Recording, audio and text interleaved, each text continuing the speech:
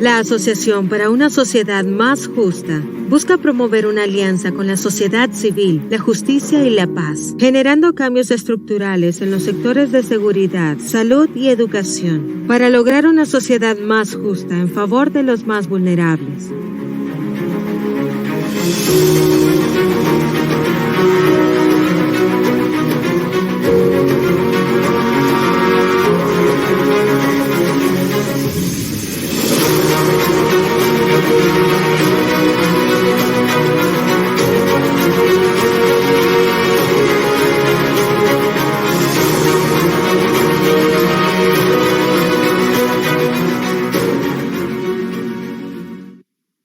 Buenos días, muchas gracias por acompañarnos.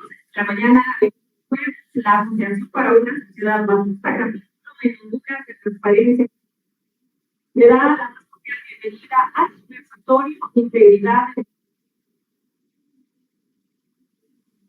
el Tribunal de Justicia Electoral y la Unidad Política. Muchas gracias por acompañarnos. De cada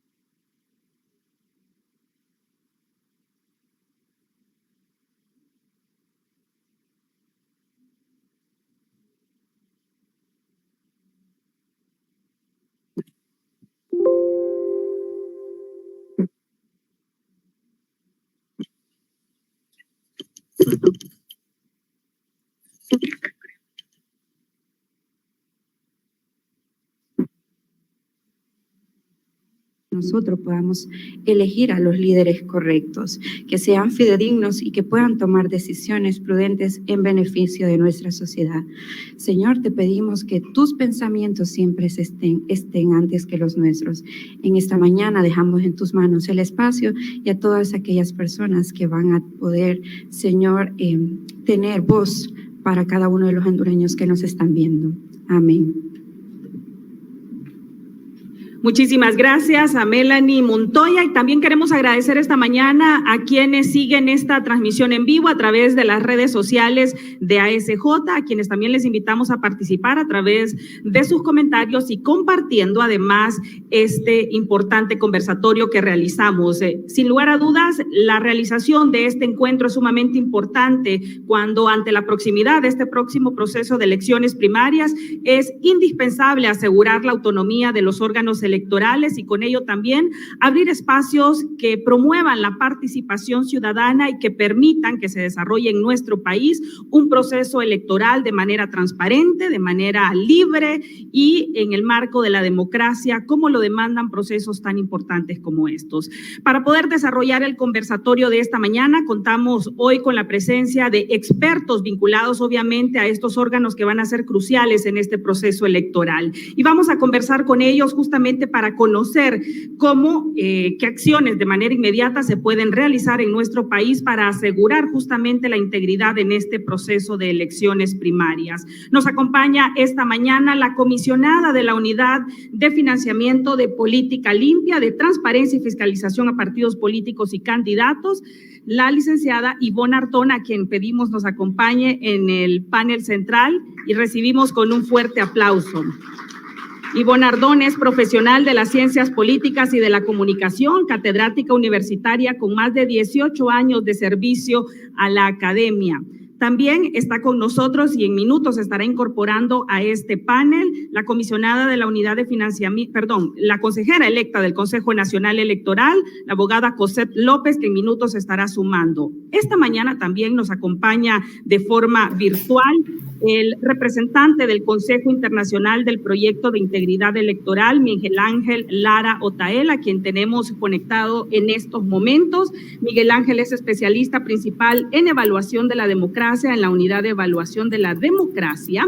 Él lidera los índices del Estado Mundial de la Democracia en IDEA Internacional y anteriormente el doctor Miguel Ángel Lara Otaola ha dirigido la oficina de IDEA Internacional para México, Centroamérica y República Dominicana, enfocándose en la integridad electoral, y su último proyecto consistió justamente en la creación de un índice global de justicia electoral. Doctor, muchas gracias por acompañarnos también esta mañana. Le saludamos desde la capital hondureña.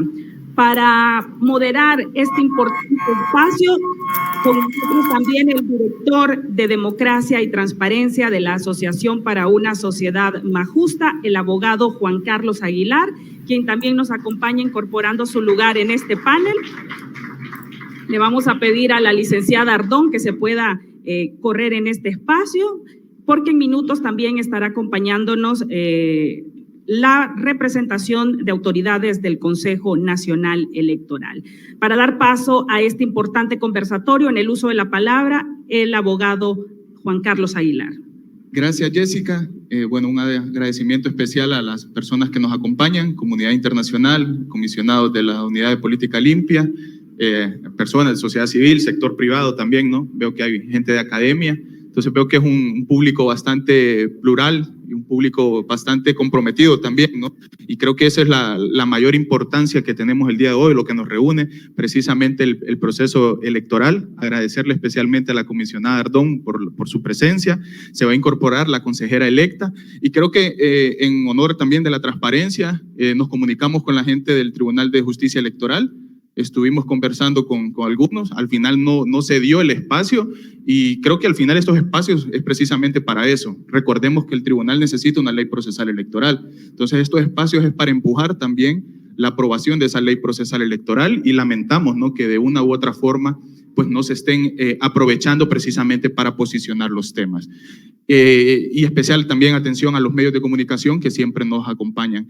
Si proyectamos, por favor, previo al inicio del conversatorio, pues tenemos 3, 4 láminas para orientarnos, ¿no?, y contextualizarnos un poquito con el tema de la integridad electoral, un poco de cómo está Honduras con respecto a la democracia en datos, ¿no?, para verlo desde una perspectiva mucho más eficiente. Y pues vamos a comenzar. Tema de integridad electoral, una mirada desde los órganos electorales de cara precisamente a esas elecciones primarias de marzo del 25, pero sin olvidar, ¿no?, y poner el ojo en esas elecciones generales de noviembre del 25 que son muy importantes.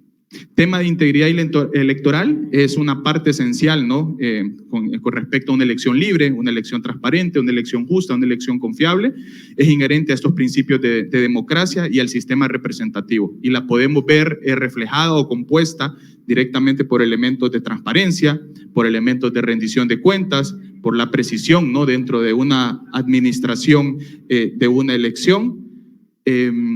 En donde pues todo esto confluye precisamente para tener una integridad electoral mucho más efectiva, mucho más eficiente, mucho más veraz y sobre todo no buscar esa legitimidad desde los órganos electorales hacia la ciudadanía hondureña con respecto a cómo se respeta el voto.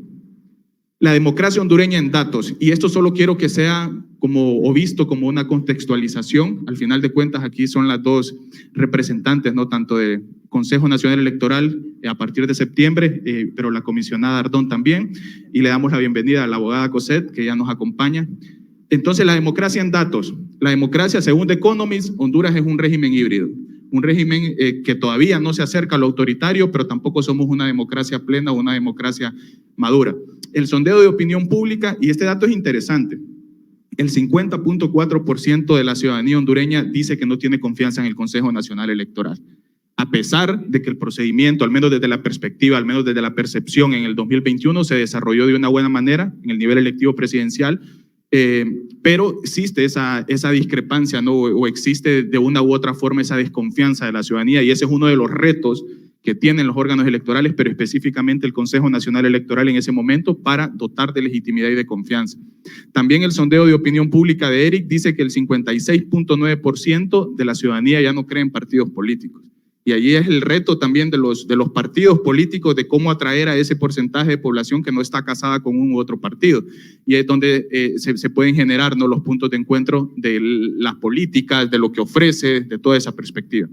El barómetro de las Américas, el 41% de las personas creen que la democracia está en riesgo. Y esto no solamente, creo yo, de lo que se ve y lo que se vive en el país, sino la región. Lo que pasó en Guatemala, por ejemplo, de que se logró instalar el gobierno a última hora a pesar de las presiones de los diversos sectores. Lo que acabamos de ver en Venezuela y que todavía no hay una brecha o una claridad total de lo que llegó a pasar a pesar de que todavía tenemos fuertes indicios de lo que ha sucedido. Y no es posible que el Consejo Nacional Electoral de ese país todavía no haya publicado las actas y que esperemos que sea algo que no vaya a pasar aquí en el caso hondureño, y por eso estos ejercicios preventivos precisamente para identificar estos matices. Luego continuamos, el barómetro de las Américas, también solamente el 27% de las personas considera que los votos son contados correctamente. Y aquí es donde viene ese adagio, ¿no?, que las elecciones se ganan en las mesas, para bien o para mal, para cuidar los votos para bien o para cuidar los votos para mal. El tema de UTPAS, 2021, se registraron 114 eventos de violencia política. 42 de estos fueron homicidios y que inclusive en los últimos 2-3 meses de esta medición se fueron al doble esta cantidad de incidentes, porque en algún momento, o al menos al corte de octubre, estaba en la mitad. Tribunal de Justicia Electoral, que lamentablemente pues no nos acompaña el día de hoy, pero en el 2021 se presentaron 156 recursos de apelación ante el Tribunal de Justicia Electoral, pasando esa fase administrativa, ¿no? esa fase administrativa del Consejo Nacional Electoral, que es el tema de las impugnaciones, pero que evidentemente se necesita, ¿no?, un compromiso desde el tribunal para atender estos recursos. Quizá en ese momento o en esas elecciones fueron 156 recursos, pero en estas próximas elecciones, si son accidentadas, si son mucho más reñidas, esa cantidad se podría duplicar, triplicar sin ningún tipo de problema. Con respecto a política limpia, en 2021 el registro, ¿no?, en su informe oficial de unidad de política limpia fue de 875 millones los que se gastaron o lo que se logró contabilizar para el tema de campañas políticas, y el 30%, que son 262 millones de lempiras, prácticamente no existió un conocimiento de ese origen de esos fondos. Y aquí con esto vamos a ir cerrando para dar paso a las panelistas.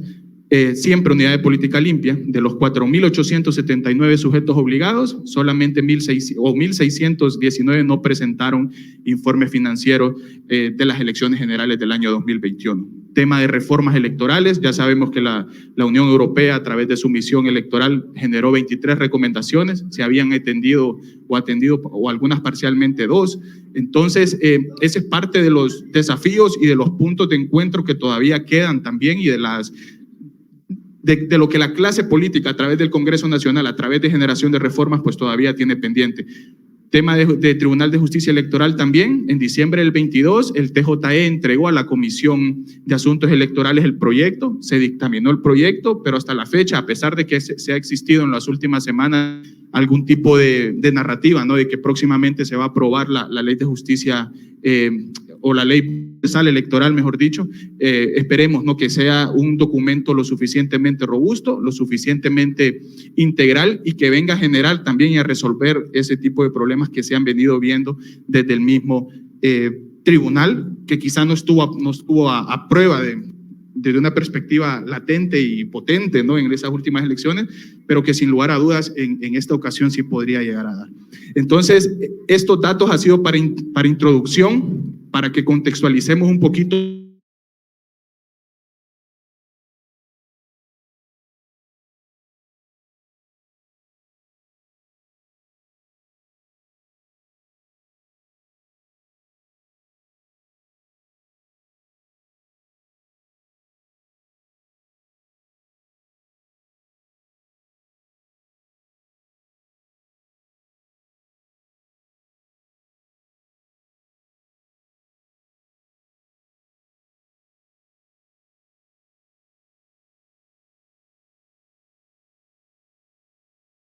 la pregunta va orientada a cómo ha ido mutando también el tema del financiamiento. Lo hemos ido viendo en los últimos años y bueno, la pregunta es qué nuevos mecanismos, tecnologías, procesos de fiscalización se van a implementar desde la unidad de política limpia para identificar de una manera oportuna el tema del financiamiento ilícito que se inyecta de una u otra forma a las campañas.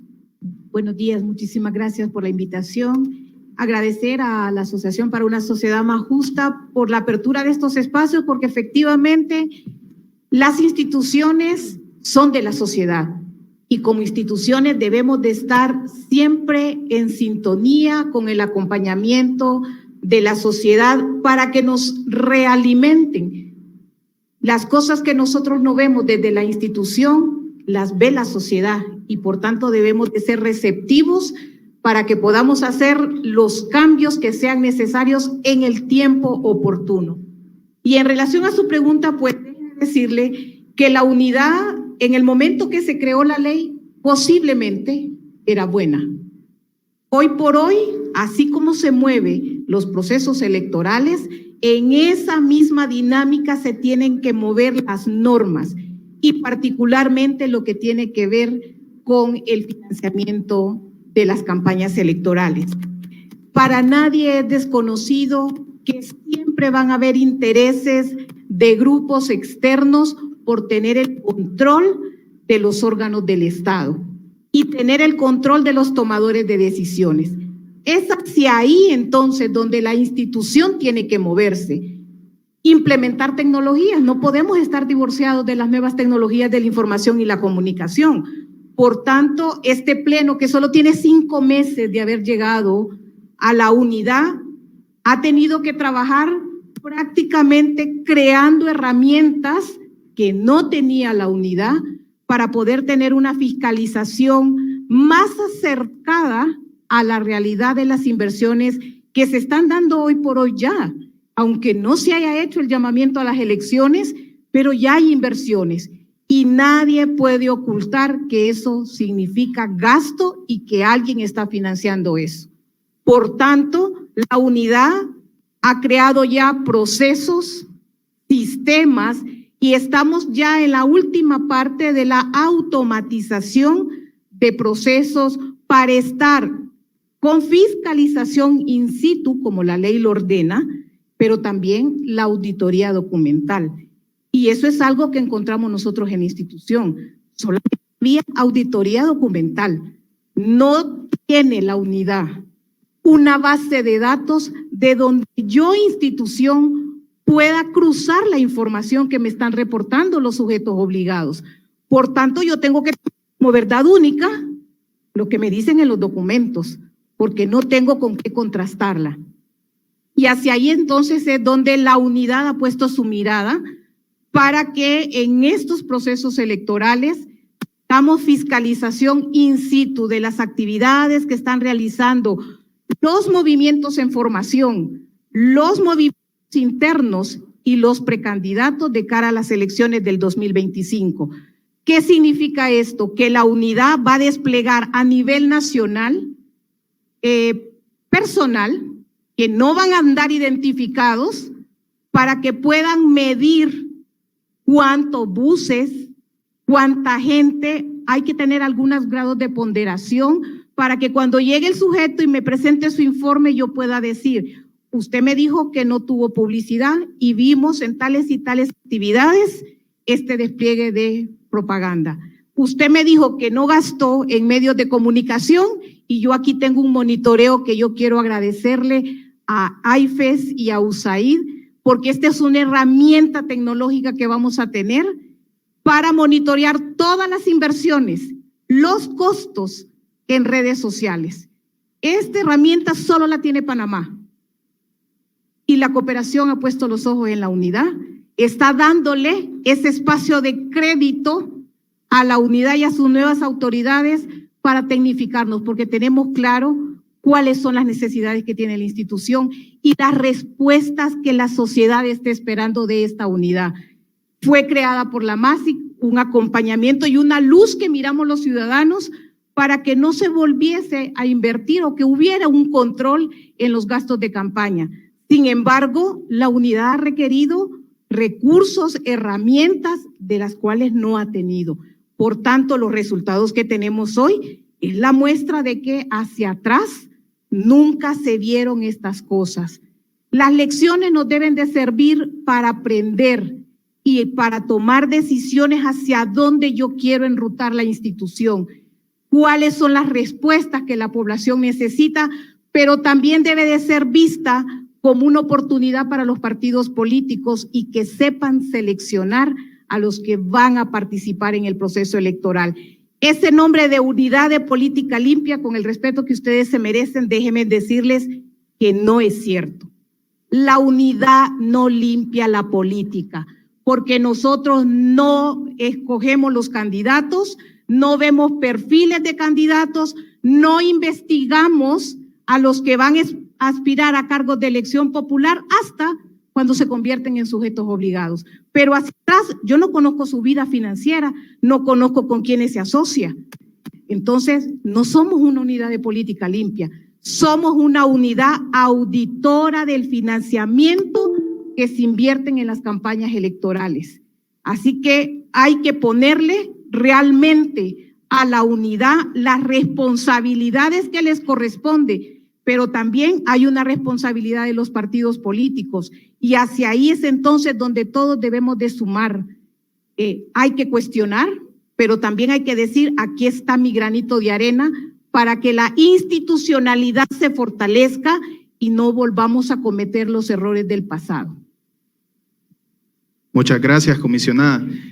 Bueno, precisamente sabemos de esas limitantes, ¿no?, que ha tenido la unidad de política limpia. También son buenas noticias escuchar el tema de implementación de nuevos mecanismos y nuevas plataformas que esperemos se siga tecnificando. Todavía hay tiempo de aquí a las primarias y mucho más tiempo de acá a las generales. Entonces ahora vamos a pasar con la consejera electa, la abogada Cosette López. Bueno, basados en esa fragilidad institucional, ¿no?, que ya sabemos que tiene el aparato estatal, la alta polarización inclusive que existe en Honduras y la conflictividad social que ha venido incrementando en los últimos años en el país en lugar de mermar.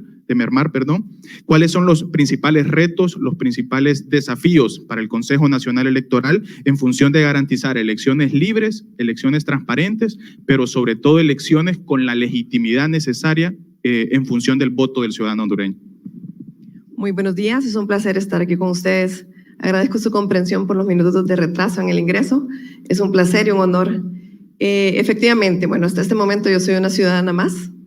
Dentro de un mes y 5 días aproximadamente, y 3 días, tomaré posesión del cargo, así que en ese sentido tengo, digamos, algunos puntos de vista que son más ciudadanos que institucionales, y es necesario ponderar que efectivamente esa es mi posición porque la experiencia no la tengo. Creo que de manera muy específica podrían dar una respuesta más contundente quienes actualmente forman parte del Consejo Nacional Electoral, pero sabemos por supuesto que principalmente una de las cosas que usted ha tocado, de hecho, es la legitimidad, y la legitimidad se construye precisamente creando confianza. La creación de confianza no es un reto fácil porque incluso en el origen del Consejo Nacional Electoral tenemos una conformación que está basada, lastimosamente, y de forma histórica, en la gestión de la mutua desconfianza.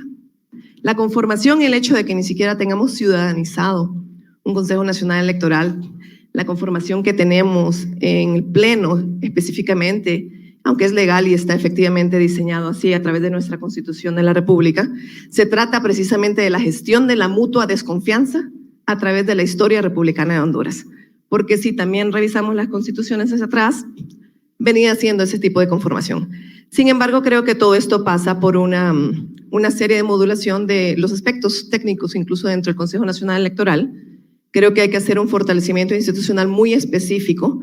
En mi análisis como ciudadana, digo, mi persona que se está preparando para honrosamente detentar el cargo en el Consejo, sí he observado, y lo voy a decir con pragmatismo, no vamos a desconocer que el Consejo Nacional Electoral es un ente político, pero creo que hay una excesiva politización en la forma en que está estructurado cuando uno revisa el organigrama, que lastimosamente supedita todo lo que debería ser meramente técnico y que es lo que precisamente construye confianza a lo político partidario, que creo que debe ser en algún momento lo que venga en segunda mano, porque aunque efectivamente hay representaciones y pasiones, etcétera, que son propias de la ciudadanía, de la participación electoral, tenemos un deber con Honduras. El deber es con Honduras.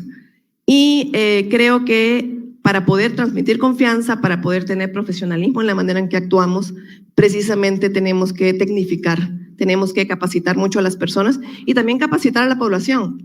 Una efectiva comunicación entre la población y el Consejo es muy importante. Y cuando digo que sea efectiva, es ahí donde debe estar el centro, no es comunicar por comunicar. La democratización de la comunicación actualmente permite que todo el mundo tenga acceso a un micrófono, pero no significa que la información sea la correcta, la adecuada, la que forma y la que informa de manera, no es siempre constructivo. Entonces creo que también un reto en materia de comunicación, sí es necesario que la población esté informada de sus derechos, sus deberes, que la persona que está como autoridad electoral, que bueno, no es para ambos comicios, tenga todas esas posibilidades técnicas, por supuesto. Y sí, son múltiples los retos. Tenemos los informes de observación electoral y el hecho de que solo 2 cosas hayan sido aplicadas a la fecha es preocupante y no es un tema de achacar culpas, es un tema de destacar responsabilidades y que tomemos un poco, como dicen, el toro por los cuernos, porque desde la confianza o la desconfianza es donde hay precisamente incertidumbre o le imprimimos un poco de certeza al proceso. Yo creo que hasta ahora se va caminando bastante bien, hasta donde tengo entendido el Consejo Nacional Electoral ha formulado en tiempo su presupuesto, se están realizando toda la anticipación de procesos para que no ocurra, porque incluso en el periodo anterior, recordemos que estaba la pandemia, que provocó otra serie de cosas. Sin embargo, precisamente la anticipación en los procesos, la capacitación técnica es lo que tiene que regir, y sí creo que con la polarización lo que se tiene que trabajar es un tema de formación cívica, formación electoral, incluso aumentar la cantidad de experiencias electorales. Para Honduras es importante. No es posible que un país como el nuestro, todavía la única experiencia electoral que tenga de cuando en cuando sean los comicios. Y por eso incluso esto comienza con la educación cívica. Yo comentaba con alguien y le decía, cuando yo estaba en primer curso yo ya había estudiado la Constitución de la República, porque teníamos la clase de educación cívica y actualmente no existe. Igual, sabemos que se han incentivado ejercicios democráticos a los internos de las escuelas, los patronatos, todo este tipo de organizaciones que promueven la participación, que es esencial, pero la participación es necesario encauzarla para que sea efectiva, válida, constructiva, porque la democracia está en riesgo. La democracia está en riesgo en general y no es nuevo que la gente no crea en la democracia. Yo recuerdo en el 2002 haber leído un informe de gobernabilidad en que decían que la gente estaba dispuesta a perder la democracia porque otras necesidades fueran satisfechas. Entonces tenemos que recordar nuevamente con mucho pragmatismo que la democracia está al servicio de las necesidades de la población. Es algo que debe funcionar para que podamos seguir conviviendo y que tengamos acceso y que tengamos efectivos derechos. Y el Consejo Nacional, en esa construcción de confianza, en esa polarización, juega un rol fundamental como árbitro, como un árbitro que efectivamente está al servicio del pueblo hondureño y no al servicio de ningún gobierno ni de ningún candidato. Eso es fundamental para la construcción de la confianza. Muchas gracias. Y bueno, es uno de los elementos más importantes, ¿no? Tema de construcción de la confianza, la desinformación que hablamos incluso con la comisionada antes de iniciar el evento y que creo que va a ser uno de los elementos más importantes, ¿no? Conforme se desarrolle y avance el proceso electoral. Pero volvemos con usted. Sabemos de que ya las campañas iniciaron hace mucho tiempo. Quizá a inicios de este año, finales del año pasado, en donde se han realizado un sinnúmero de eventos y se está jugando un poquito con el tema de la ley, que no sea destapado, el tema del techo, buscando esas lagunas, ¿no? Que efectivamente pueden llegar a generar, buscarle la vuelta a la ley, como se le conoce popularmente. Yo he escuchado que usted ha mencionado que sí hay una estrategia con el tema de la bancarización y la no bancarización, pero en ese sentido, pues quizá muchos de los que estamos aquí no han profundizado, pero sí nos gustaría conocer a detalle cuáles van a ser esos mecanismos precisamente para monitorear el tema del gasto, del financiamiento político en esa parte previa, que estamos hablando prácticamente de 10 meses, si el llamamiento oficial a elecciones, si no mal no recuerdo, es el 8 de septiembre, pero que ya han iniciado y posteriormente, una vez que ya cuenten con una cuenta bancaria, qué es lo que va a seguir de cara al futuro con respecto al seguimiento del financiamiento político desde la unidad hacia los partidos y sus candidatos. Bueno, nosotros hemos recibido del Consejo Nacional Electoral, con quien mantenemos una muy buena relación y espero que continúe con la llegada de la abogada Cosette, porque nosotros estamos adscritos al Consejo Nacional Electoral y hay actividades que el Consejo Nacional Electoral las delega a la unidad de financiamiento. Una de esas actividades que fueron delegadas, aunque son una responsabilidad del Consejo Nacional Electoral, es el monitoreo de la publicidad y propaganda que realicen los precandidatos, candidatos o movimientos en formación sin que se haya llamado al proceso electoral. Yo puedo dar fe del 1 de marzo hacia esta fecha. ¿Qué es lo que hemos hecho? Nos hemos reunido con todos aquellos que han realizado ya actos públicos manifestando su interés de participar en un cargo de elección popular. Y hemos establecido con ellos que como la ley tiene esa gran laguna, porque no dice cuándo se considera una campaña preelectoral, ni siquiera existe en la ley del Consejo y mucho menos en la ley de la unidad. Ahí hay una gran laguna. Y esa ventana es la que se utiliza para empezar a hacer proselitismo antes del llamamiento a las elecciones. ¿Cómo lo vamos a controlar? No podemos autorizar que abran una cuenta de banco para tener la trazabilidad del origen de los recursos.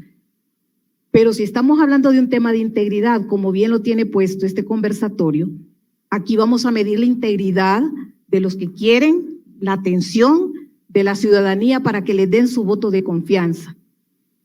Y esto es, vamos a basarnos en la buena voluntad. Les hemos pedido que informen a la unidad de quién recibieron fondos, cómo los gastaron para financiar esta etapa preelectoral no bancarizada. Y a partir del 9 de septiembre, que es un día lunes, los que ya hicieron su trámite dentro de la institución pueden apersonarse al sistema financiero y van a presentar su informe como movimiento de formación de lo bancarizado. Hay que tener claridad que el proceso electoral tiene varias etapas. Movimiento de formación es a partir de que el Consejo Nacional Electoral hace el llamado a las elecciones. ¿Cuándo dejan de ser movimiento en formación? Cuando los partidos presentan planillas ante la autoridad electoral. Una vez inscritos, se convirtieron en movimientos en formación. Hasta que el Consejo emite la publicación en el Diario Oficial La Gaceta, que ya tienen sus precandidatos, hasta ese momento tenemos movimientos en formación y precandidatos. Eso es lo que lleva a la bancarización. Hacia atrás lo tenemos que regular con algunos mecanismos internos dentro de la institución. Ahora bien, sí hay que dejar claro de que por todas estas inversiones que se están haciendo fuera del proceso electoral, yo no puedo sancionar a un movimiento porque no me presenta un informe. Porque la ley a mí me dice sancione a partir de que hay llamado a las elecciones. Por tanto, ¿quién es el responsable de llamarle la atención, si así queremos ponerle un nombre y un apellido, a los movimientos que ya andan en actividades? Es el Consejo Nacional Electoral, porque ellos son los que regulan este proceso. Nosotros solo vemos financiamiento y auditamos. Es más, hasta el nombre de la ley está mal puesto, porque la unidad financia campañas. La unidad no le da dinero a nadie. La unidad ve quién le dio. Así que esa es una de las cosas que hay que trabajar también. Entonces veamos todo el escenario y las responsabilidades que tenemos. Lo único que yo sí le puedo decir al pueblo hondureño es que todas estas inversiones que se están haciendo fuera del periodo electoral, los mejores aliados que nos pueden ayudar a fiscalizar se llama sociedad. Y hemos recibido información de múltiples lugares del país donde están haciendo actividades y fuera, porque la ley también habla en el 216 de la ley del Consejo Nacional Electoral, que es propaganda y publicidad puede hacerse cuando yo esté hablando de la ideología del partido. Y y debe de ser bajo techo, no puede ser abierto. Entonces, esas cosas son las que nosotros debemos de conocer para que les exijamos entonces a los que aspiran a cargos de elección popular que respeten la ley, porque son los primeros que la violentan. Y al final de cuentas, a quien le echan la culpa son a las instituciones porque no vigilan, pero no tenemos un mandato de ley. Y yo no puedo sancionar a nadie si no tengo un fundamento jurídico. Muchas gracias. Y bueno, vamos a esperar también ese informe de la no bancarización. Sabemos que no puede sancionar, pero también es uno de los elementos que necesitan regulación o se impide que se inicien previamente las campañas antes del llamamiento a elecciones, o se regula a través de imposición de sanciones también para el que no rita cuentas, porque si estamos hablando de integridad, de probidad electoral, al final de cuentas también hay que denunciar, y aunque sea un reproche moral que al final de cuentas puede llegar a tener una repercusión en el voto, va a ser importante el hecho de publicar esos nombres de las personas o de los candidatos o precandidatos que ya están en campaña política, que no han presentado, no precisamente esa cantidad de dinero que se pudo haber erogado en esos 10 meses prácticamente, o 9, 10 meses.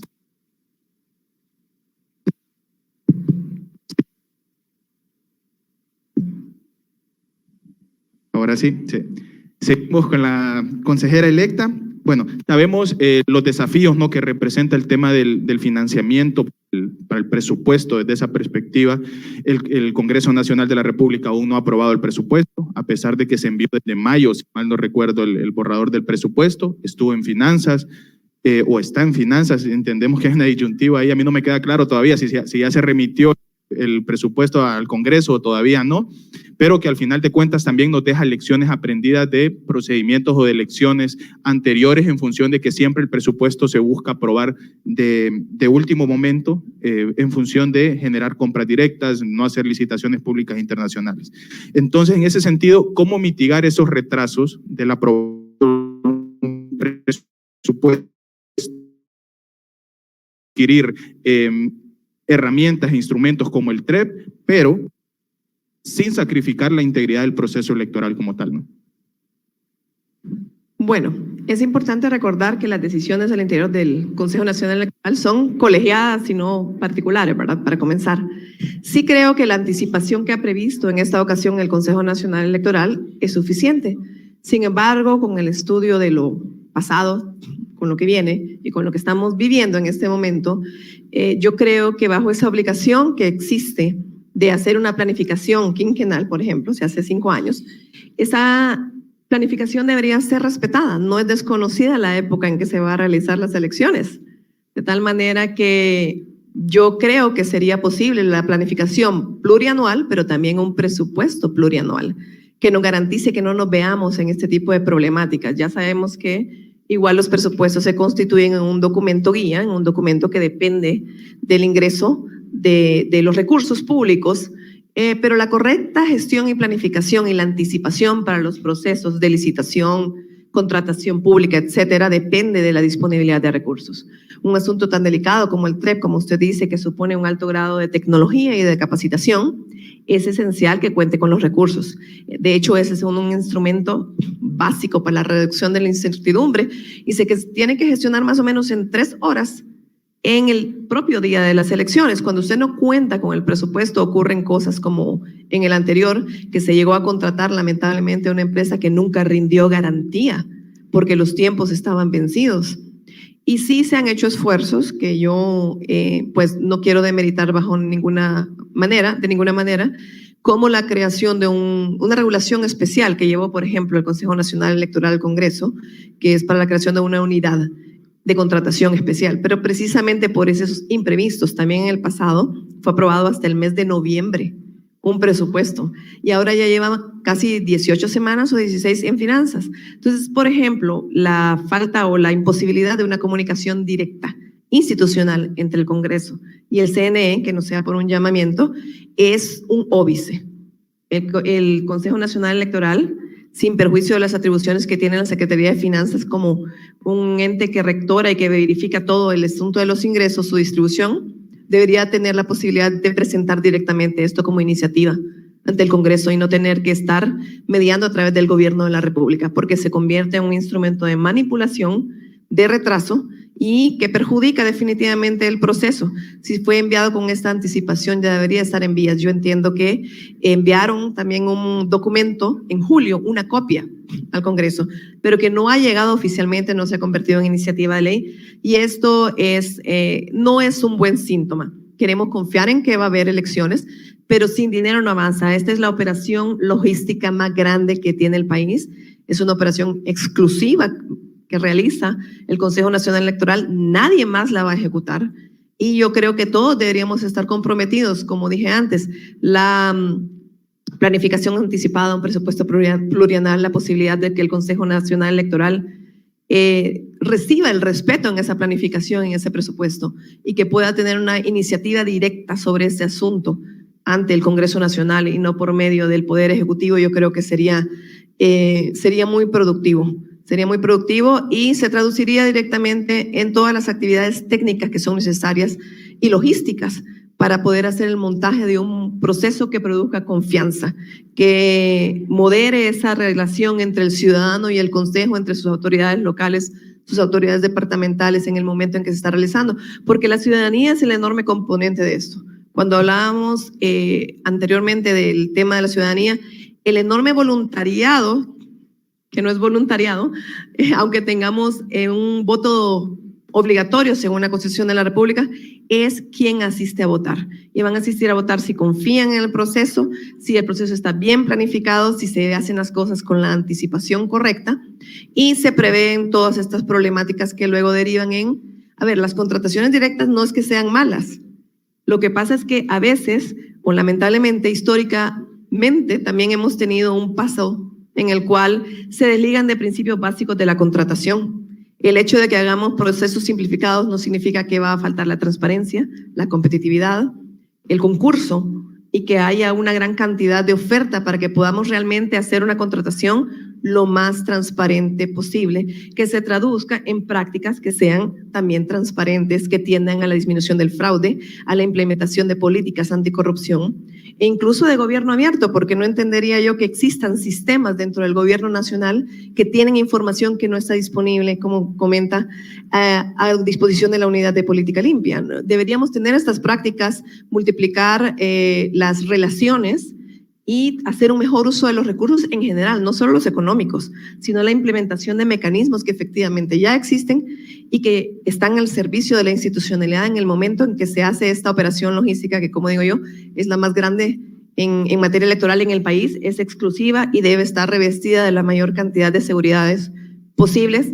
Y como la tecnología es tan cara, los instrumentos de seguridad también son caros, necesitamos tener toda la anticipación posible dentro del marco de la ley y las seguridades presupuestarias con transparencia, con acceso a la información, con competencia para poder lograrlo. Entonces yo esperaría que, como digo, mis conclusiones son estas: un presupuesto plurianual, una planificación anticipada que sea respetada y una iniciativa de ley directa del Consejo Nacional Electoral con el Poder Legislativo, así como una comunicación más eficiente.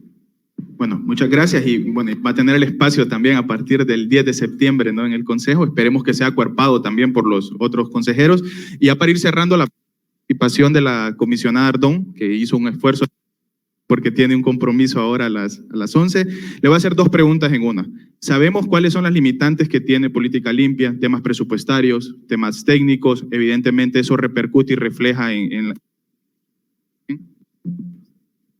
el recurso humano también, pero sí me gustaría conocer cuáles son las estrategias que tiene la unidad precisamente para buscar la forma de transparentar el financiamiento político en la medida de lo posible. Sabemos que hay lugares que son difíciles de controlar, pero también qué necesita la unidad de política limpia de manera específica. Y esto visto para autoridades, para el mismo Congreso, sabemos que ha existido un leve incremento en el presupuesto, pero también para cooperantes y la sociedad en general que quiera acercarse y acuerpar, ¿no?, las iniciativas de la misma unidad.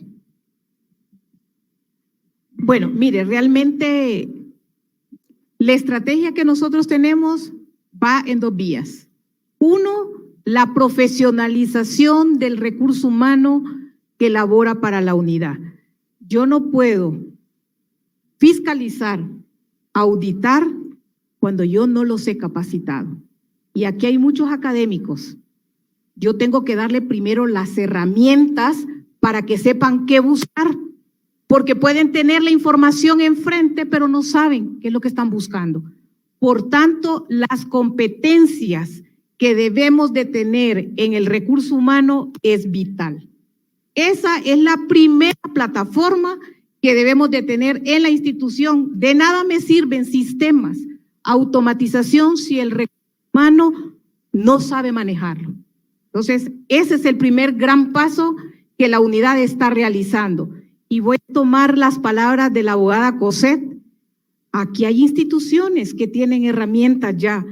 ¿Por qué voy a inventar yo el agua caliente? El Registro Nacional de Personas tiene un censo depurado. Vamos con esas alianzas estratégicas. Ya hemos firmado con el registro para poder verificar que los aportantes existan. Y para los que no saben, se detectó en la unidad aportantes que ya estaban muertos y que aparecieron aportando meses adelante de que la persona falleciera. Entonces, ¿cómo es posible que no podamos verificar la información que se nos está entregando? Porque sistemas para eso existen, para eso están las instituciones con las que yo debo de hacer las alianzas estratégicas. Con la SAR, para verificar si aquellas empresas que aparecen como aportantes no le están declarando al Estado pérdidas. ¿Cómo van a tener la capacidad de aportar a las campañas y no son capaces de pagar los tributos? Entonces, el tema del financiamiento no solamente es para los políticos, también tiene un impacto para el erario público. Y hacia ahí es entonces donde la unidad tiene que trabajar. Realmente yo soy del criterio que las leyes se hacen, pero los servidores públicos debemos de ser creativos también para poder buscar y establecer mecanismos que nos permitan hacer de la función pública algo loable. Hoy ser un servidor público es una mancha y eso es lo que debemos de cambiar.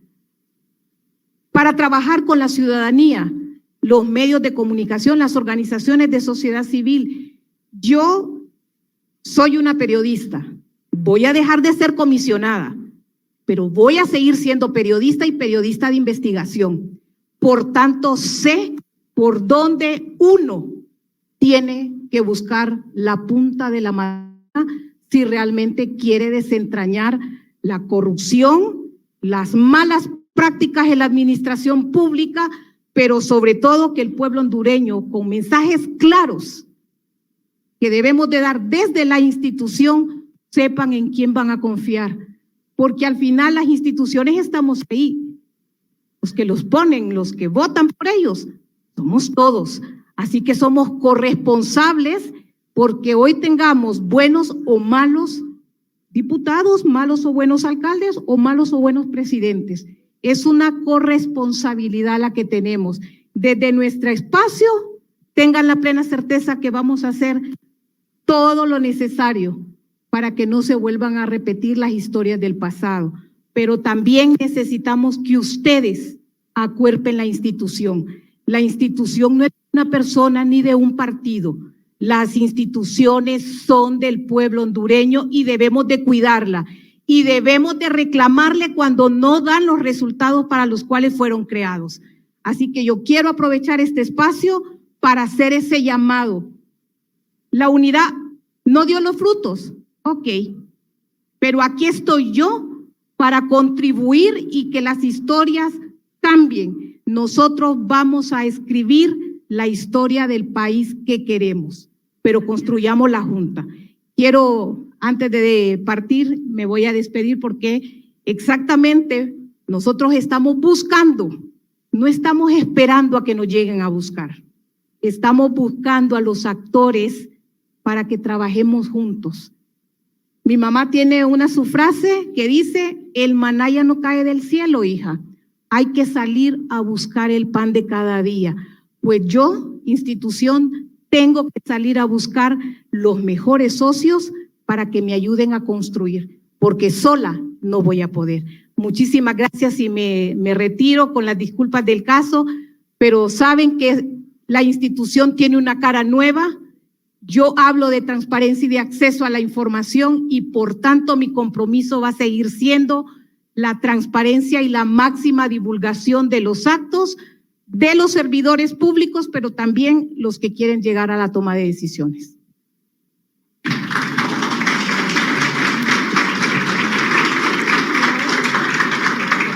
Muchas gracias a la comisionada Ardón. Para ir cerrando también con la consejera electa, sabemos que el proceso electoral, una de sus etapas más críticas es el tema del escrutinio, el conteo de los votos, el llenar el acta, ¿no?, que se desprenda de la mesa receptora de votos, posteriormente enviarlo, ¿no?, a través del TREP y la sistematización propia ya en el sistema de los votos. ¿De quién se va a acuerpar? ¿Qué mecanismos va a adoptar el Consejo Nacional Electoral? Uno, para prevenir, ¿no?, y mitigar en la medida de lo posible incidentes que se puedan desprender en las mesas, pero también el hecho de fomentar la participación ciudadana. Y al igual que la comisionada también, ¿cuáles son esas herramientas indispensables que necesita el Consejo Nacional Electoral para desarrollar un procedimiento? Porque al final es el ente electoral rector de los tres que lleva la batuta del proceso electoral primario y del general del 2025. Vamos, me hizo 3 preguntas en una, entonces vamos a comenzar por la primera. La primera era sobre el tema del escrutinio y el momento en que se están contando los votos. Pues siempre se ha hecho, siempre se ha tenido presencia, ¿verdad?, de militares, de fuerza pública dentro de los centros de votación. Sin embargo, estimo que es necesario que se fortalezca esa presencia y que se eduque esa presencia, porque están tratando con el civil. A veces el conflicto se da incluso entre el ciudadano y quien está resguardando el centro de votación. Y estimo que deberían ser acompañados además de personal que esté correctamente capacitado en la resolución de conflictos, que sepan hacerlo, que sepan hablar, mediar, dialogar entre ellos. El consenso y el diálogo es primordial para que las cosas puedan avanzar de forma pacífica. También tomo el punto en que habla la comisionada sobre el tema de la profesionalización. Las personas deben estar correctamente capacitadas para realizar su trabajo. Desde nosotros, en el pleno del consejo, cuando yo esté ahí, hasta abajo. Sin embargo, a veces tenemos fallas que, aunque no son tan visibles, son cruciales y fatales. Y para una de ellas voy a citar algo que está dentro del informe de observación de la OEA, que me resultó bastante impresionante y de lo que me enteré hasta hace algunos meses. Por ejemplo, por si no lo sabían o si no lo hemos destacado o no lo han destacado, todos estábamos ya votando en nuestros centros de votación cuando se estaban emitiendo el reglamento del TREP y el reglamento del escrutinio final de votos. Ya estábamos votando los hondureños cuando estaba reunido el consejo discutiendo el contenido de esos reglamentos. De tal manera que no existe un solo miembro de mesa que haya sido capacitado en Honduras en eso, porque ni siquiera cumplió con las cuestiones más básicas de vigencia como su publicidad. Ni siquiera eso. No tuvo ni 6 horas de vigencia antes de que tuviera que ser aplicado. Y el conocimiento nos ayuda mucho a prevenir el conflicto. Con reglas claras no tenemos por qué perdernos, o no deberíamos tener razones para perdernos. Creo que las reglas claras y anticipadas son muy importantes, al igual que tratos claros con los partidos políticos. Hablamos del incentivo al voto y efectivamente el incentivo al voto puede partir del Consejo Nacional Electoral, pero los partidos políticos tienen un rol fundamental y la manera en que lo hagan, la manera en que inviten a la gente a participar, la manera en que le incentiven, nos dice bastante y es lo que construye al final ese día. Tenemos una multilateralidad de actores y la ciudadanía es la que recibe esos insumos. Cuando nosotros alentamos a las personas a actuar con violencia, a tomar armas, a tomarse los lugares, a rechazar con violencia, aunque las cosas estén en regla, eso puede ser fatal. Por lo tanto, tratos con los partidos políticos son fundamentales y desde el Consejo Nacional Electoral se debe ser más enfático en una educación cívica, precisamente en esa época y el incentivo. Hace poco me sorprendí porque fui en una misión electoral, de observación electoral a México y fui a la catedral en el centro de México. Y hasta en la catedral había pantallas invitando al voto. adentro había pantallas de que fueran al voto, y la verdad que muy creativo todo, y me parece que eso es algo que se puede imitar y que se puede avanzar de dentro del Consejo Nacional Electoral, dentro de las reglas y dentro de las normas, ¿verdad?, para la ciudadanía. ¿Cuál era la segunda pregunta? El tema de qué necesita el Consejo Nacional Electoral para agilizar el proceso. Bueno, yo creo que la tecnología también debe ser aplicada en la medida correcta y prudente, porque también forma parte de la construcción de la confianza. Yo vengo de un mundo dual, voy a decir. Yo tengo en mi cabeza el mundo de la tecnología y el mundo del papel. Soy de esas personas que no le da clic a la compra si no ha visto algo muy bien o si no ha recibido algo físico. No soy una buena compradora en Amazon, digamos. Entonces sí creo que la tecnología tiene que tener las seguridades y demás. Entonces tenemos que hacer procesos confiables con la tecnología de tal manera que disminuyamos todas las posibilidades de manipulación y reconozcamos la realidad nacional, la brecha digital, la falta de los 3 niveles de alfabetismo, ¿verdad? Hablamos del tema de que las personas pueden saber leer y escribir, pero no saben manejar una computadora. Entonces tenemos que reconocer nuestra realidad nacional para saber la medida correcta y el grado de implementación de tecnología. Y pues yo siempre pienso que el papel se puede volver a contar y contar. Así que tenemos que detallar ese tipo de cosas, lo que es bueno, lo que es malo. Siempre sigo destacando que es una decisión colegiada. Yo puedo tener pensamientos específicos, pero hay un voto que se va a ejercer de una u otra manera y que debe ser ponderada a la luz de todos los detalles técnicos que hay en el interior del Consejo Nacional Electoral, que son infinitos. El fortalecimiento de las habilidades de las personas que se constituyen autoridades, tanto de mesa como autoridades locales y electorales, es importantísimo. Por lo tanto, el proceso de capacitación que se haga va a ser crucial, y por eso ese es otro de los enlaces que debe tener, otro de los aspectos que debe contemplar el trato con los partidos políticos. Si el incentivo al voto pasa por la ética, también la manera en que nos formamos y nos profesionalizamos y entendemos que nuestras pasiones o nuestras afinidades políticas no definen nuestro profesionalismo, sino que el profesionalismo es saber tomar las decisiones ponderadas, correctas, apegadas a la norma, sabiendo que tenemos en las manos el futuro de Honduras. Es bastante importante.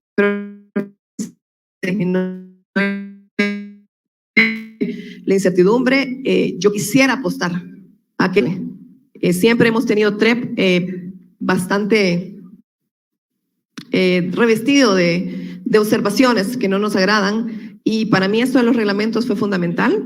Como digo, no existe un hondureño que haya podido aplicar el reglamento de TREP porque no fue capacitado en él ni lo conocía, y estas cosas no pueden volver a suceder. Bueno, muchas gracias. Gracias por la anuencia, gracias por estar con nosotros. Este fue un espacio de cierre. Esperemos tener, y creemos y sabemos y confiamos que vamos a tener esa apertura siempre a partir del 10 de septiembre. Y ya para ir cerrando el evento, vamos a tener una pequeña participación del doctor Miguel Lara, miembro del Consejo Internacional del Proyecto de Integridad Electoral, que nos acompaña en línea desde México. Un agradecimiento, una disculpa por el tema del tiempo, también un poquito que se salió de control, pero muchas gracias. No hay problema, ya cancelé la reunión que tenía ahora. Si me hicieran el favor de compartir mis diapositivas para entrar directo en materia, yo lo que estoy haciendo aquí es pues un contraste, ¿no? con datos de pues lo deseable y la realidad de la integridad electoral en Honduras, ¿no? Medido por el índice de percepciones de integridad electoral del proyecto que estoy aquí representando. Pero bueno, antes de entrar a eso, a los resultados, a los hallazgos del país, me gustaría empezar con, siguiente diapositiva, por favor, con la definición estandarizada de integridad electoral, porque, a ver, la palabra integridad puede tener muchas definiciones gramaticales de diccionario que nos relacionen a la integridad con pulcritud, con buena conducta, con transparencia, y todo eso es cierto. Pero también es cierto que hay una definición aceptada en el mundo político electoral y que esta definición nos lleva a poder medir, a poder cuantificar la integridad electoral con una serie de indicadores que ya les comentaré más adelante.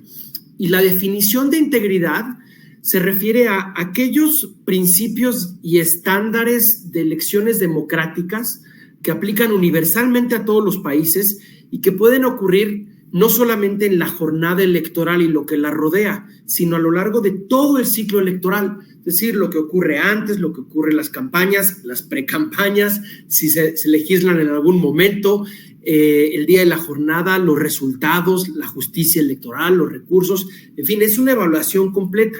Y esto lo digo porque es importante resaltar que muchos analistas, periodistas, académicos, normalmente observadores, se enfocan en la jornada electoral, en aquellos procedimientos técnicos, administrativos, logísticos que ocurren el día que vamos a votar. Y por supuesto, hay que monitorear eso, hay que evaluarlo, pero eso no nos garantiza que una elección sea libre y que sea competitiva, que son las dos condiciones básicas para que una elección sea democrática. A ver, en Cuba, en Corea del Norte, la gente vota y quizás los mecanismos y los procedimientos del día de la elección son pulcros. El problema es que nada más existe un partido político, ¿no? Y no se puede escoger. Entonces, esto es lo que quiero que se quede, ¿no? Que la integridad electoral va más allá de la calidad técnica de la elección, va más allá de la jornada electoral, sino que aplica a todo el ciclo y se basa en normas internacionales que nos hemos dado todos los países, o una gran mayoría de los países del mundo, incluido Honduras, que ha firmado y ratificado distintas convenciones, y de ahí es de que se deriva esta medición. Siguiente, por favor. Les hablaba yo de estas normas, tratados y convenciones internacionales. Van desde la Declaración Universal de los Derechos Humanos, el Pacto Internacional para los Derechos Civiles y Políticos, convenciones específicas como la CEDAW para evitar todas formas de discriminación contra la mujer, o de juventud o de trabajadores, en fin, todos estos tratados que han sido debatidos, negociados, firmados en el seno de las Naciones Unidas y después ratificados, son la base de la integridad electoral. Yo siempre afirmo, pero además con fundamento empírico, que la integridad electoral es un derecho humano. Nosotros normalmente pensamos en el derecho a la vida, a la salud, a la educación, pero también están los derechos políticos y los derechos a las libertades civiles, ¿no? De asociación, de expresión, etcétera. Y todo eso se necesita para una buena elección y es parte de la integridad. Siguiente, por favor. Les decía yo que no solamente incluye la jornada electoral, sino todo el ciclo. Entonces, si queremos medir la integridad de un país, tenemos que empezar por la calidad, la equidad, la objetividad de su marco jurídico, su constitución, su ley electoral, su ley de partidos. También la calidad de los procedimientos electorales, de aspectos como la capacitación de los funcionarios que están en las mesas de votación, la calidad de la distritación, qué tan objetivos son los trazados de los distritos, el registro electoral, si está bien actualizado, si no nos encontramos muertitos en las listas de votantes, la posibilidad de partidos para registrarse, para hacer campaña, la equidad de los medios en la campaña, la transparencia del financiamiento, eso también lo medimos y les voy a presentar los resultados reales para Honduras de cómo se está en materia de financiamiento y transparencia, así como de todos los demás eslabones de esta cadena, el proceso de votación, por supuesto, el conteo, el cómputo, el escrutinio, los resultados y también el desempeño de las autoridades electorales, tanto administrativas como jurisdiccionales. Todo esto es la cadena de la integridad electoral y como podemos ver, pues es una cadena y se necesita que todos tengan un cierto mínimo de calidad porque si no se afecta todo el ciclo. Como les decía, de nada sirve que el día de la jornada electoral se pueda votar con razonable libertad si previo a eso, pensemos en Guatemala, pues a muchos candidatos se les inhabilitó, se le hizo muy difícil el camino a Arévalo, o peor aún, ¿no? Lo que estamos viviendo en Venezuela, donde no se reconoce el triunfo de la oposición y se oprime a la gente en las calles. Siguiente, por favor. Bueno, ahora, ¿cómo medimos la integridad electoral? Lo hice a través de un índice que tiene una escala que va del 0 al 100. 0 es lo más bajo, 100 es lo más alto. Cabe decir que ningún país llega al 100, ni siquiera al 90. Si no mal recuerdo, el más alto es Finlandia, que anda por ahí de 86. y tampoco ningún país llega al 0. Pues algunas cosas harán bien, los más bajos andan por ahí del 15, del 20. Pero bueno, esto se mide a través de 11 componentes que son los que están en el ciclo, que a su vez se desdoblan en distintos indicadores y eso se acumula para tener este puntaje. ¿Y cómo se mide? Es a través de una encuesta sobre estos distintos temas a especialistas, politólogas, politólogos, sociólogas, sociólogos, especialistas en elecciones que están en la academia o que también tienen conocimiento práctico, pero sobre todo con conocimiento comprobado a través de publicaciones, a través de artículos, de membresías, de haber participado en misiones de observación electoral, etcétera, a quienes después de una elección nacional se les envía una encuesta y ahí se acumulan los puntos, ¿no? En el caso de Honduras, pues será después del 2025, de la elección general, que se va a enviar esta encuesta, pero también tenemos datos de las elecciones anteriores. Ya entraré a ese detalle. Siguiente, por favor. Bueno, les decía que la escala va del 0 al 100. Nadie tiene 100. Lo dividimos en varios, componentes o varios niveles. Los países que tienen arriba de 70 tienen una integridad electoral muy alta. Entre 60 y 69 es alta. Moderada es entre 50 y 59. La última elección en Honduras tuvo 56, si mal no recuerdo. O sea, tiene un nivel moderado. Baja de 40 a 49. Esa fue, por ejemplo, la elección del 2017 en Honduras. Y muy baja, menos de 40. En América Latina, ya entraré esos datos, abajo de 40 tenemos a Venezuela, a Nicaragua, y Cuba no entra ahí porque no celebra elecciones multipartidistas, entonces no se considera en esta encuesta. Siguiente, por favor. Ahí, por cierto, les incluí un par de ligas para que después las amigas y amigos de ASJ se las compartan. Ahí se puede ver el último informe del proyecto de integridad electoral, que lo acabamos de sacar hace muy poquito, y también una liga para descargar las bases de datos desde 2012 hasta la fecha, que es cuando iniciamos esta medición. Aquí, pues quizás no lo vean, está muy pequeñito, pero son los 11 componentes que yo les decía en el ciclo electoral, ¿no? Registro electoral, financiamiento, medios y los indicadores que lo componen, ¿no? Por darles un ejemplo, en el caso de distritación, el trazado de los distritos para ahí elegir los escaños, lo que se pregunta es qué tan objetivas son las fronteras, las divisiones administrativas, si por ejemplo los distritos tienen igual peso poblacional para que tu voto y mi voto valgan lo mismo, si es actualizado y si no hay un sesgo a favor del gobierno o en contra de algún partido de la oposición. Y así dentro de cada uno de los temas hay distintos indicadores. Siguiente, por favor.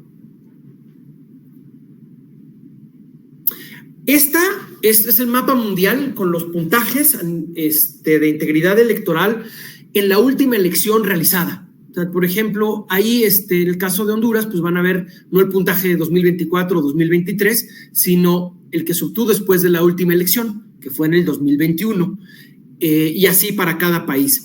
Vemos que en América, digamos, hay diferencias, pero por lo general tenemos elecciones razonables, con algunas excepciones. Quizás no se ve en el mapa, pero en rojo están Nicaragua y Venezuela, y Cuba está coloreado de gris, porque como les decía, así como China, así como Arabia Saudita, así como Libia, aparecen en gris porque no celebran elecciones multipartidistas, nada más hay un partido político, entonces no podemos hablar de equidad, no podemos hablar de competencia. Y Nicaragua y Venezuela pues están en rojo porque a pesar de existir varios partidos políticos, hay persecución contra la oposición, no hay acceso a radio, a televisión, hay un uso descarado de recursos públicos para favorecer la candidatura oficial, etcétera, ¿no? Otras regiones del mundo con mayor afectación, podemos ver Rusia y el espacio postsoviético, África del Norte y África subsahariana, ahí la excepción es del sur de África, y los mejores puntajes en América del Norte, Europa Occidental, Australia, Nueva Zelanda, Japón, Corea, y 2 o 3 más por ahí. Siguiente, por favor. Ahora vamos para América. Tenemos desde los puntajes más altos, que son Canadá, Uruguay y Chile, que rebasan el 80, Costa Rica, Perú, Brasil, Panamá, Estados Unidos, arriba de 70, que quiere decir que es una integridad electoral alta, muy alta, perdón. Luego los países que tienen integridad electoral alta, República Dominicana, Colombia, Jamaica, México, tomando en cuenta la última elección, y después ahí vamos bajando a los países que tienen integridad moderada, Bolivia, Honduras, Surinam, bajamos más, Paraguay, Antigua y Barbuda, Haití, Nicaragua y Venezuela. Haití, por sus propias características, de un país con muchísimas dificultades y obstáculos estructurales, ¿no? Y pues saben que no han realizado una elección, entonces también eso es importante. Tomar en cuenta que estos scores no se refieren al promedio, al promedio que ha obtenido el país en los últimos años. Siguiente, por favor. Dentro de nuestra región, de nuestro vecindario, podemos ver que también hay diferencias subregionales, y mientras Norteamérica, Canadá y Estados Unidos, sobre todo jalado por el puntaje alto de Canadá, se coloca más arriba, después Centroamérica es quien está más abajo, tomando en cuenta que hay diferencias importantes. Tenemos un rango que va desde Nicaragua, lo más bajo, hasta Panamá, lo más alto dentro de la región. Pero aún así, el promedio es el más bajo de todas las subregiones del continente americano. Siguiente, por favor. Bueno, además, cabe mencionar que el índice de integridad electoral no solamente mide el puntaje por país, sino el puntaje por elección. Entonces, por ejemplo, para Honduras tenemos un promedio general, pero además tenemos puntajes para la elección de 2021, 2017 y 2013. Entonces, también si queremos ver el puntaje individual, podemos obtenerlo. Si nos fijamos en los países, pues hay gran variedad, como yo les decía, ¿no? Desde Costa Rica y Uruguay en América Latina hasta Venezuela y Nicaragua. Ahí los números que aparecen al lado corresponden al ranking mundial. O sea, Costa Rica está en el escaño 10 mundial, en el top 10, y Nicaragua está en el 159 de 168 países o así que medimos. También les digo que hay también mediciones a nivel elección, y tenemos de las elecciones mejor valoradas, Costa Rica 2014 y 2018.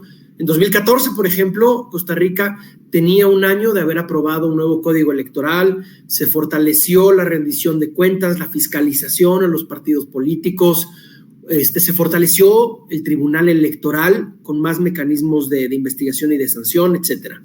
Y las elecciones peor valoradas, ahí se encuentran Venezuela en 2018, donde acabamos con los dos presidentes, Guaidó y Maduro, Nicaragua 2021 y Honduras 2017. Ahí puse una foto de ese proceso electoral donde, bueno, pues conocen la historia de su propio país, entonces no ahondo en ella. Hay gran variedad. Siguiente, por favor. Ahora nos metemos al detalle de la integridad electoral en Honduras.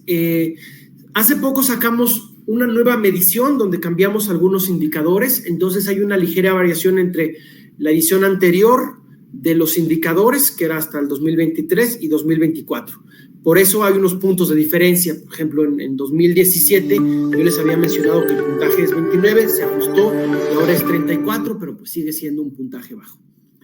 ¿Qué calificaciones tenemos? En 2013, 45 sobre 100, 2017, 34 sobre 100, 2021, 56 sobre 100. El promedio de las tres es más o menos 50 sobre 100 y está cercano, pero abajo del promedio mundial, que es de 55.